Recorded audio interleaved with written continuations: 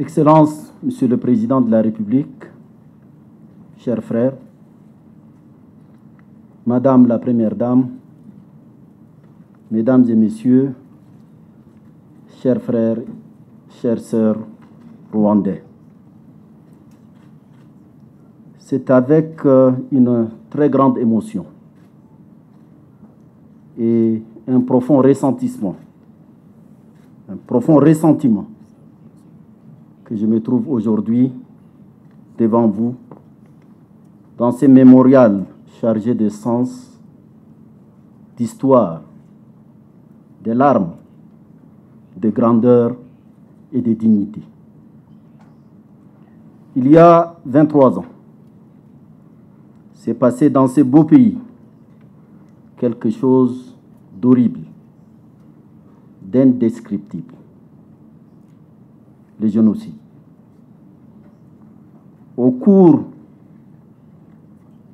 de ce suprême niveau de la bêtise humaine, des centaines de milliers d'hommes, de femmes, d'enfants ont été massacrés pour la seule et unique raison qu'ils seraient congénitalement différents de l'autre. Oui, en 100 jours, une idéologie hideuse a engendré, telle une arme de destruction massive, une des pires tragédies humaines. Oui, les machettes suscitées et entretenues par une idéologie de la haine deviennent réellement des armes de destruction massive.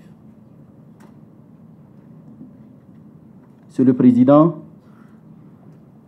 ma première pensée est de m'incliner humblement devant la mémoire et les âmes de ces milliers d'êtres humains. J'ai prié pour leur repos éternel, que leurs âmes trouvent dans l'immortalisation qui leur est faite par ce mémorial le meilleur réconfort et le plus réparateur soulagement des chagrins des siens. Ce que j'ai vu ce matin, ce que j'ai entendu, ce que je ressens m'affecte au plus profond de mon être et de ma conscience. Qui a été ici ne sera plus, une fois parti, ce qu'il fut en y arrivant.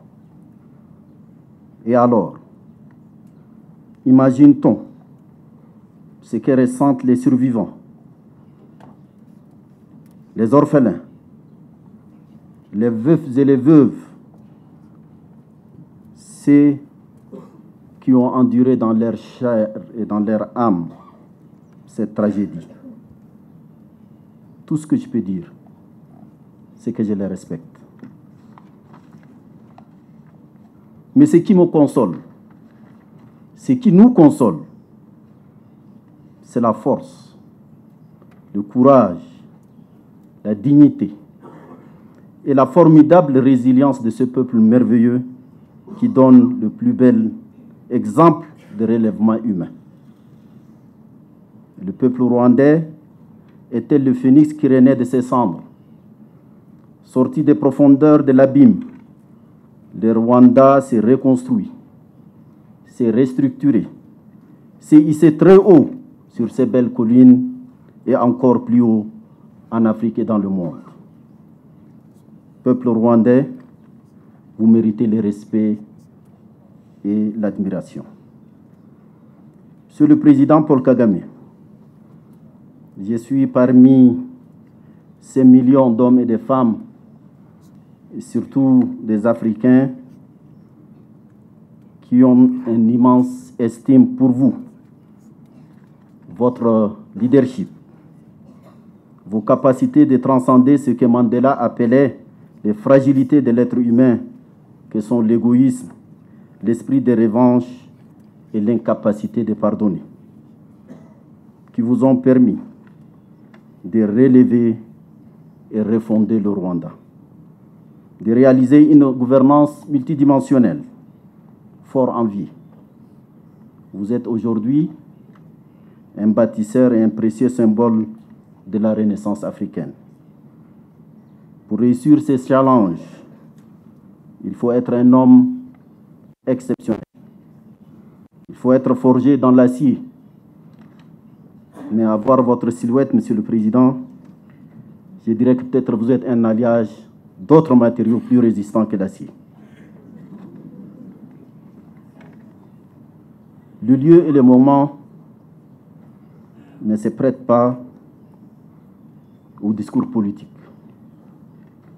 Je voudrais simplement, en toute humilité, m'incliner devant nos morts et réaffirmer la fidélité de l'Afrique à leur esprit. Je voudrais aussi, par ma présence ici, dire de la voix la plus audible mon serment de tout faire pour que plus jamais les horreurs du génocide de 1994 ne puissent se reproduire sur notre terre d'Afrique.